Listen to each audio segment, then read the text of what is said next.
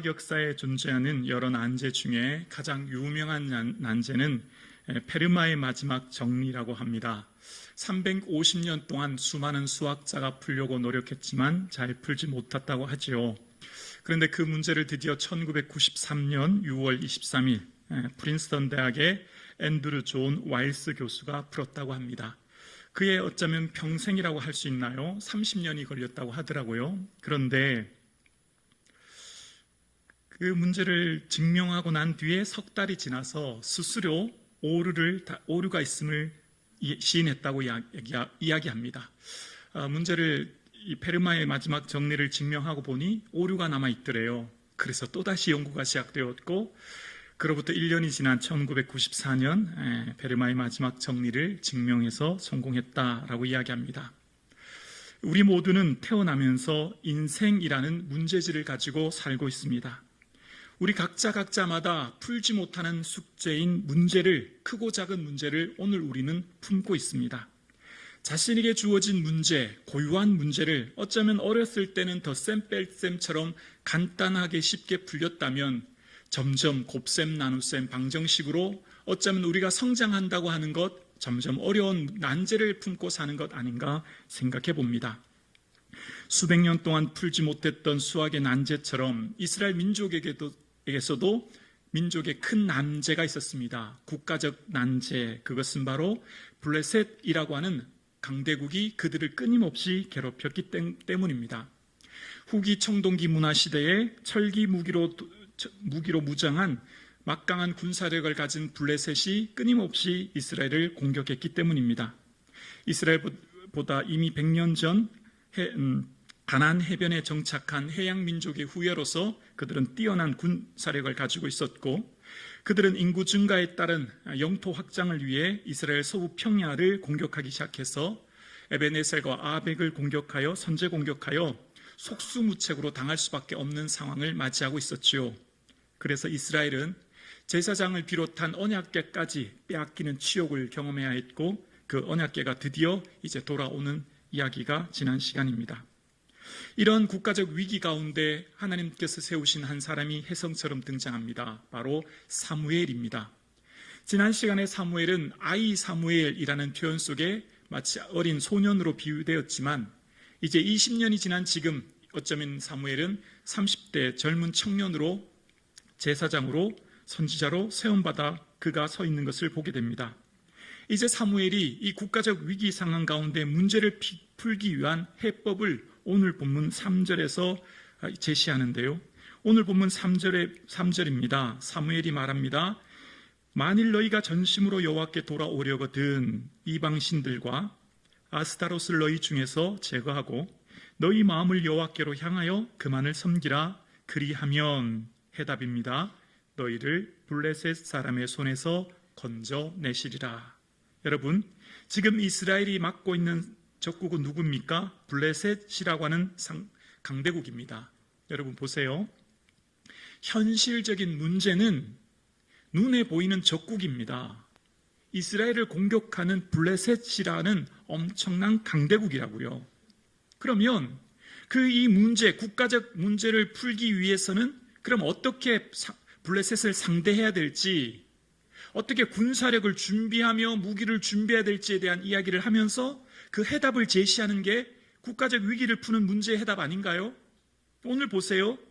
무기, 군사 혹은 전략에 대한 얘기는 일체 언급되지 않아요.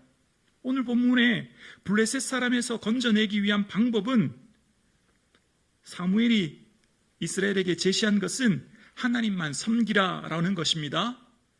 사무엘은 이 국가적 위기를 외부의 문제로 돌리지 않습니다. 눈에 보이는 블레셋이라고 말하지 않아요. 이 문제를 내부에서 찾습니다. 민족의 내부 뭐죠? 우상을 섬기는 것이라는 겁니다.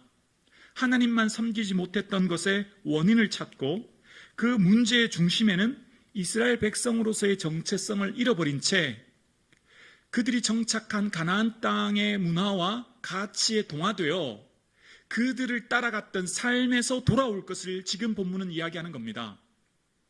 문제의 해결을 정확하게 파악해야 그 해답을 찾을 수 있듯이 사무엘이 국가의 위기적 문제를 푸는 핵심 열쇠를 보여지는 국가, 환경, 조건으로 말하지 않고 내부의 문제인 이스라엘 민족 내부에 숨겨진 문제로 그 문제를 찾고 있는 것입니다.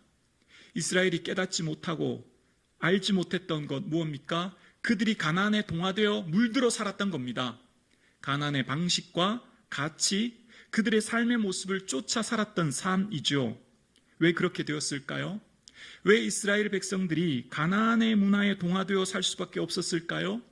그들의 삶에 은혜를 망각했기 때문입니다. 그들이 지금 가나안 땅에 들어온 것 전적인 하나님의 은혜였고, 그들이 심지 않은 나무의 열매를 먹으면서 그들의 모든 삶에 살고 있는 성읍과 우물은 하나님이 주신 것이었죠. 그런데 어떻습니까? 은혜가 시간이 지나면 당연시 되죠. 내가 지금 누리고 있는 것, 내가 지금 살고 있는 집과 모든 것 당연한 게 되죠. 그래서부터 그 마음에 욕심이 생기죠. 감사는 더 이상 사라지게 됩니다. 그래서 그 마음에 있었던 탐욕으로 인해서 우리가 더 풍요로운 삶을 살기 위해 하나님만 의지하고 바라봐야 될 삶이 그 땅에 비를 내려준단다.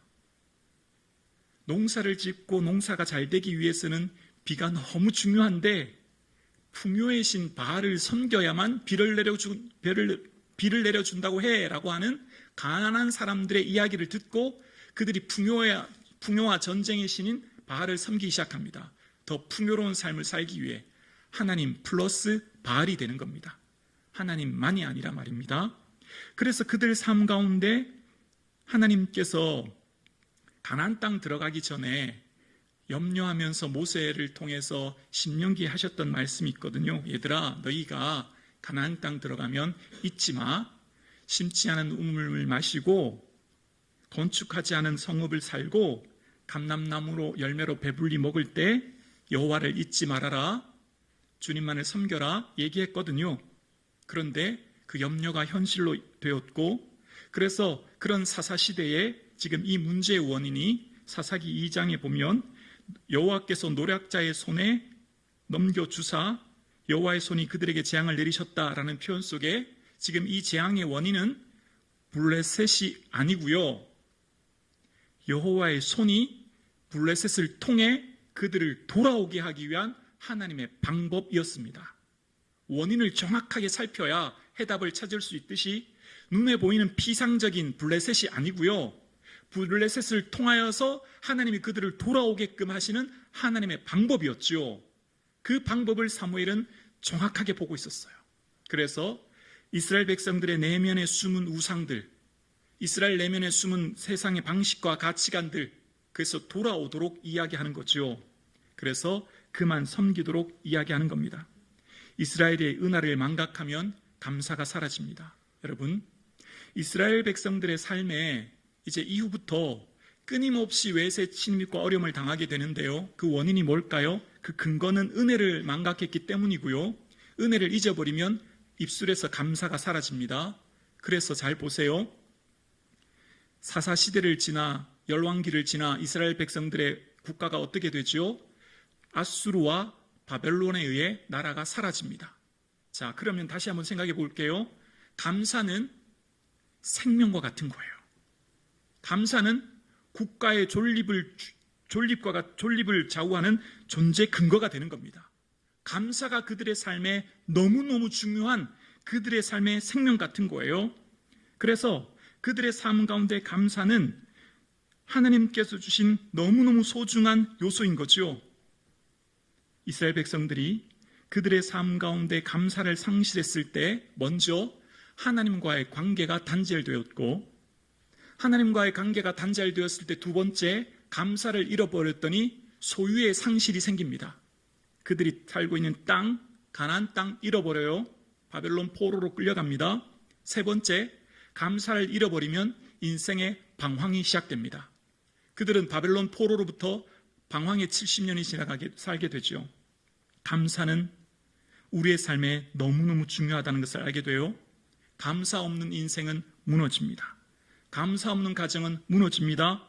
감사 없는 공동체는 흩어지고 방황을 맞이하게 되는 거예요. 그래서 감사는 존립의 근거가 되는 겁니다. 동의하십니까? 아멘이십니까? 예. 감사가 인생의 기초입니다. 감사가 사람을 세우고요. 감사가 공동체를 세우고 감사가 국가를 지키는 방패가 되는 겁니다. 왜 이스라엘이 블레셋으로부터 공격을 받았을까요? 은혜를 상실하니 감사가 사라지고 감사가 사라짐으로부터 그들의 삶의 욕심으로부터 오는 우상을 섬김으로 이것이 고난이 시작된 거죠.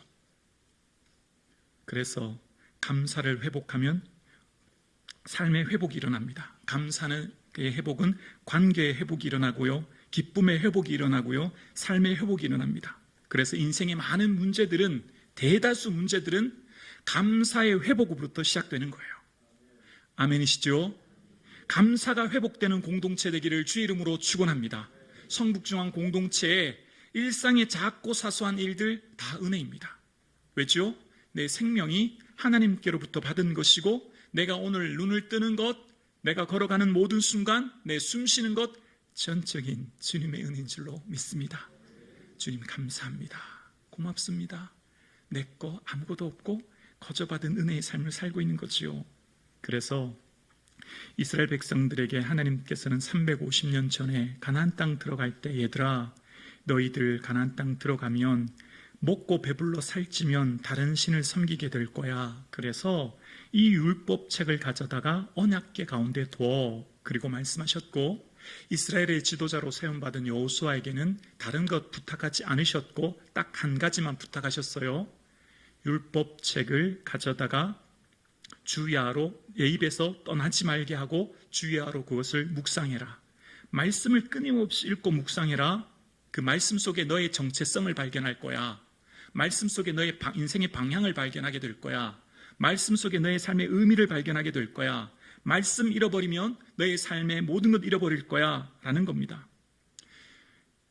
경제학 용어 중에 한계, 효용, 절감의 법칙이라는 게 있더라고요. 뭐 이런 뜻이더라고요. 아무리 맛있는 음식도 한두 번 이상 계속 먹으면 질린대요. 한계, 효용의 법칙은 반복할수록 만족도가 줄어든다고 하더라고요. 여러분 어떻습니까? 아무리 좋은 것도, 아무리 감사한 것도, 아무리 기쁜 것도 시간이 흘러가고 반복되면 그 기쁨이 점점 희석되지 않습니까? 우리의 본성이 그렇습니다. 우리의 본성이 권태와 실증을 쉽게 느끼거든요. 그래서 우리의 본성을 따라 흘러가는 이 흐름의 물결에서 끊임없이 우리는 물결을 거슬러 올라가기 위해 이 우리의 삶을 제어하는, 욕망을 제어하는 장치가 율법의 말씀이고요.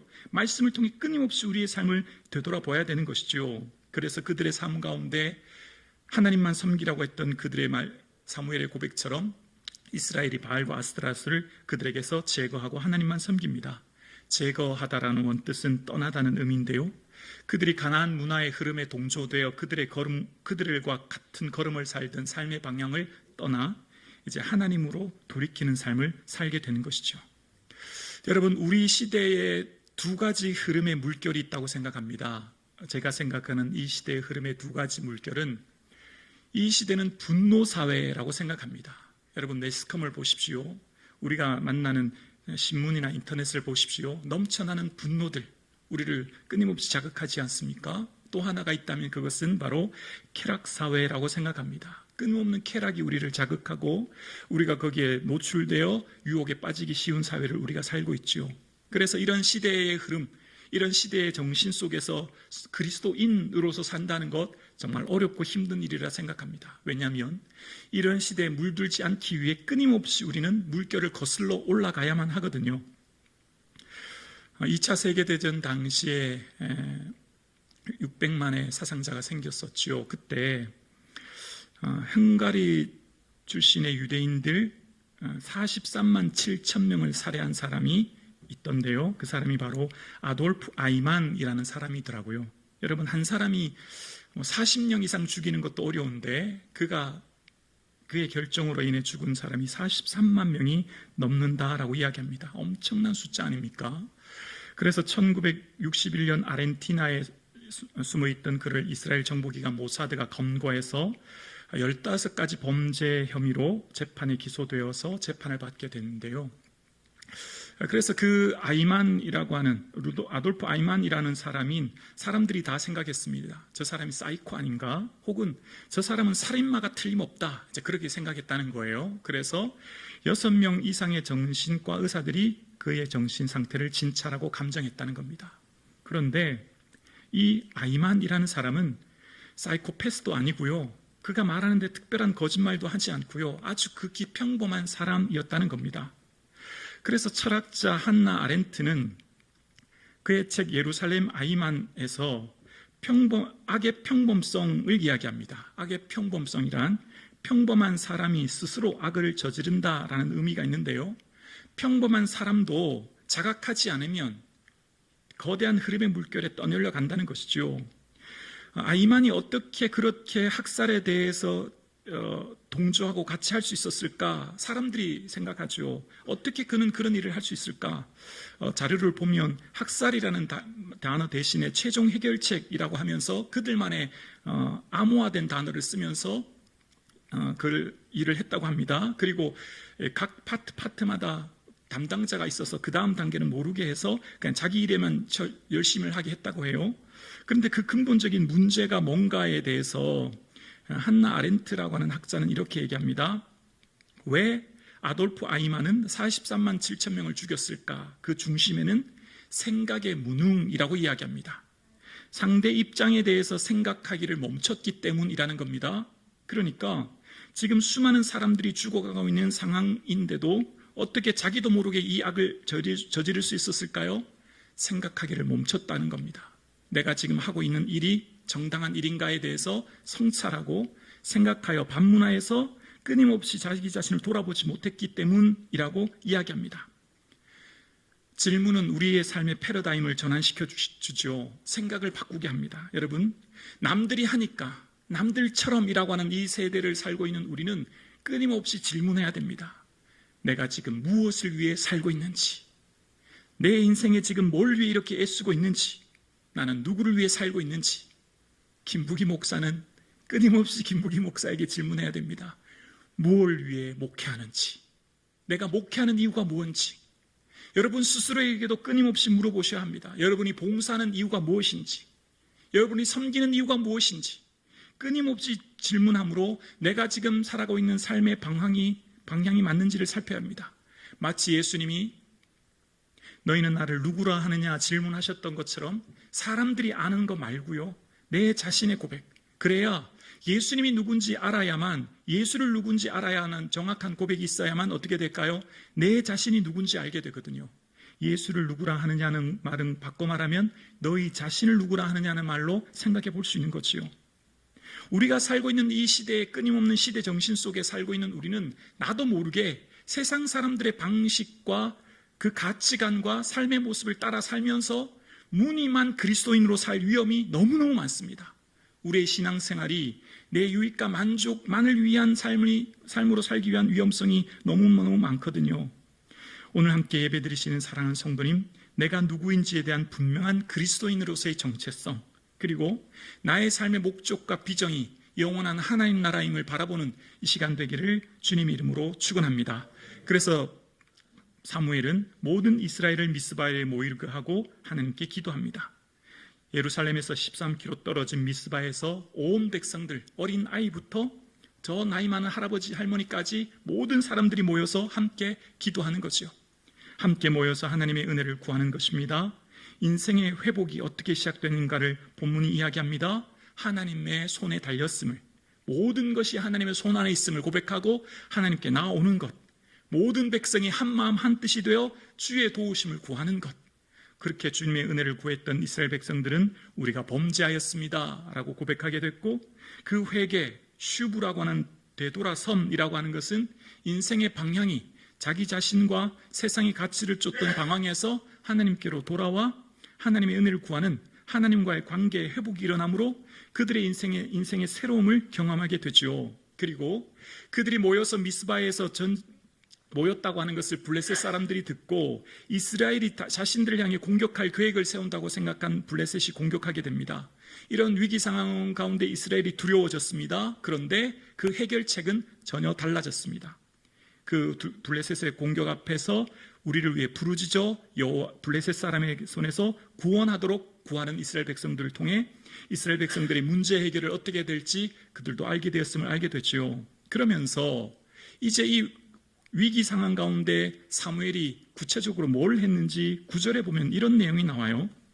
9절입니다. 사무엘이 젖 먹는 어린 양 하나를 가져다가 온전한 번제를 여호와께 드리고 라고 이야기합니다. 자, 오늘 본문에 보면 그냥 번제 드렸다, 하나님께 예배 드렸다 그러면 될 텐데 그 앞에 한 가지 수식어가 나와요. 젖 먹는 어린 양이라고 하는 구체적인 제물을 설명하면서 그 번제를 온전한 번제라는 표현을 쓰고 있습니다. 왜 그럴까를 생각해 봅니다. 왜 번제 드렸다라고 하면 될 것을 그 앞에 장황하게 이것이 온전한 번제야 라고 소개했을까요? 그것은 바로 이 앞달나게 드렸던 번제가 하나님이 말씀하신 방식이 아닌 번제로 드렸기 때문인데요. 그것은 바로 벳세메스 사람들이 하나님의 언약궤가 돌아왔을 때 암소들을 번제물로 드렸다라는 내용이 이전에 6장에 나옵니다. 근데 여러분 아시죠? 번제물은 숫소만 드릴 수 있습니다. 그것이 레위기 나와 있지요. 그런데 이 벳세메스 사람들은 누굽니까? 여호수아 21장에 보면 벳세메스는 아론과 그 자손에게 준 기업입니다. 그럼 유추해 볼 수 있죠. 벳세메스에 살고 있는 사람들은 제사장의 자손의 가문의 후손이고 그들은 당연히 뭘 잘 알아야 되죠? 예배에 대해서는 최고의 권위자가 되어야 합니다. 예배에 대해서, 제사에 대해서는 누구보다도 잘 알아야 하고 그 말씀하신 법칙에 따라 예배 드려야 되는데 예배가 무너진 겁니다. 자기들의 마음대로 방식대로 드린 거죠. 온전한 번제가 드려지지 않고 있는 상황이라는 겁니다. 오늘 본문은 뭘 우리에게 말하려고 이런 이야기를 했을까요? 올바른 예배가 세워져야 인생이 세워진다는 겁니다. 올바른 예배가 드려질 때 무너진 인생이 세워진다는 겁니다. 말씀이 가르치고 있는 방식의 예배, 올바른 예배의 회복이 인생의 회복이 됨을 오늘 본문은 끊임없이 우리에게 이야기하는 거예요. 우리의 삶에 무너진 삶의 모든 것들은 온전히 예배로부터 회복됨을 본문이 우리에게 가르치고 주고 있는 것입니다. 그렇습니다. 예배의 회복이 인생의 회복입니다. 오늘 본문이 그것을 이야기합니다. 인생에 풀리지 않은 난제, 10년, 20년, 수십 년 동안 풀려고 해도 해결되지 않은 문제는 예배를 통해 하나님께 은혜를 구했더니 그 문제가 즉시 해결되는 것을 보게 됩니다. 오늘 본문 10절에 보면 그날에 여호와께서 블레셋 사람에게서 큰 우레를 바라여 라는 표현 속에서 그들을 전쟁에서 승리하게 하셨다는 내용이 나옵니다. 상황은 즉각 이루어진 겁니다. 하나님의 은혜 속에 기도는 즉각 이루어지게 되는 거예요. 내가 문제를 풀려고 해도 수십 수백 오랫동안 시간이 걸렸고 불가능했던 문제들 하나님이 하시면 즉시 됩니다. 하나님이 하시면 곧바로 해결되는 거죠. 모든 것이 하나님의 손 안에 있음을 우리는 믿습니다. 사랑하는 성도님, 내 힘으로 할 수 없고 내 능력으로 할 수 없어도 하나님의 손에 의지하여 주의 도우심 구하고 주님께서 하시면 됩니다. 믿을 수 있는 저와 여러분 되기를 소원합니다. 그렇습니다. 하나님이 하시면 됩니다. 하나님이 하시면 쉽습니다. 하나님이 하신 일이 가장 빠른 길입니다. 그래서 이스라엘 백성들은 여호와께서 여기까지 우리를 도우셨다 고백하고 과거의 치욕의 땅이었던 에벤에셀을 기쁨의 땅, 감사의 땅으로 고백하며 에벤에셀이라는 비석을 세우게 됩니다. 하나님이 지금 여기에 우리와 함께하고 계십니다. 하나님이 지금 여기에서 여러분의 삶 속에서 동행하고 계십니다. 그 하나님의 은혜를 기억할 수 있기를 주의 이름으로 축원합니다. 그러면서 오늘 본문의 마지막에 13절에 보면 하나님께서 이런 표현을 말씀하고 있는데요. 후반부입니다. 여호와의 손이 사무엘이 사는 날 동안에 블레셋 사람들을 막으심에 라고 이야기합니다. 여호와의 손이 블레셋을 막았다라고 하지 않고 그 사이에 뭐가 들어있죠? 사무엘이 사는 날 동안이래요. 이게 어떤 의미가 있을까요? 사무엘이 특별한 능력이 있어서 그럴까요? 사무엘에겐 특별한 전쟁을 적국이 쳐들어오지 못하도록 그의 신비한 은사와 능력이 있어서 그럴까요? 그런 건 아니죠. 사무엘이 사는 날 동안 사무엘은 뭘 했습니까? 쉬지 않고 기도했습니다. 그의 마지막 고백에서도 내가 너희를 위해 기도하기를 쉬는 죄를 범치 않겠다는 고백 속에 그는 기도하는 사사였습니다. 기도하는 선지자였습니다. 그의 기도로 하나님이 역사하셨고 그의 기도로 하나님이 일하셨던 거죠. 그리고 끊임없이 그는 어렸을 때부터 번제를 드리는 여호와의 전에 누워있던 그는 오늘 보면 마지막 17절에도 제단을 쌓았다는 표현 속에 하나님을 예배하는 사람이었습니다. 사무엘이 사는 날 동안 하나님께 기도했고 예배함으로 하나님의 은혜를 구하여 하나님께서 그 일을 이루신 것이죠. 기도하는 성북중앙 공동체 되기를 주님의 이름으로 축원합니다. 기도하면 내가 누구인지 상찰하여 알게 되고 내 스스로를 깨달아 알아 내 삶이 은혜로 이루어진 것을 알므로 내 정체성을 분명하게 합니다. 그래서 나의 삶의 인생의 목적을 새롭게 하게 되죠. 인생의 문제를 만나셨습니까? 왜라고 하는 원망으로부터 시작하기보다 어떻게 하면 이라고 하는 해결책을 찾는 것으로부터 질문을 바꿔보시기를 원합니다. 지난해에 있었던 모든 일들에 대해서 어떻게 하면 주님 기뻐하시는 방법으로 해결할 수 있을까로 질문을 바꿔서 그럴 때 우리의 답이 보여 하나님께서 원하시는 방법으로 삶의 문제를 해결할 수 있는 그 예배의 삶, 그 기도의 삶, 주의 손을 구하는 삶이 우리 성북중앙 공동체 되기를 주님의 이름으로 축원합니다.